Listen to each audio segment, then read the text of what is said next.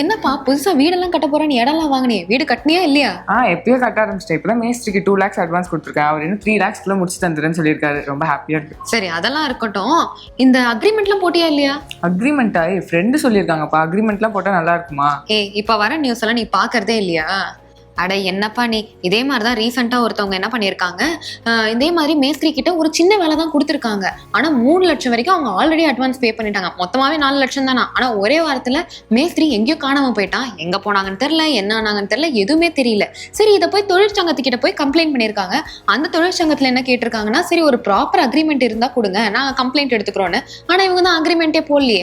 அதுக்கப்புறம் அந்த கம்ப்ளைண்ட்டும் செல்லுபடி ஆகாம இப்ப வரைக்கும் ஒரு ப்ராப்பரான தீர்வு கிடைக்காம அவங்களும் சுத்திக்கிட்டு இருக்காங்க. அதனால இப்போ இல்ல, எப்போ எந்த வேலையை யார்கிட்ட கொடுத்தாலும் சரி, ஒரு அக்ரிமெண்டோட ஸ்டார்ட் பண்ணீங்க அப்படின்னா ஃபியூச்சர்ல ஏதாவது லீகல் பிரச்சனைகளை நீங்க எதிர்கொள்ளும் போது இந்த அக்ரிமெண்ட்டை வச்சு நீங்க மூவ் பண்ணலாம். அதனால எந்த வேலையா இருந்தாலும் ஒரு அக்ரிமெண்டோட ஸ்டார்ட் பண்ணுங்க. உஷார் மக்களே.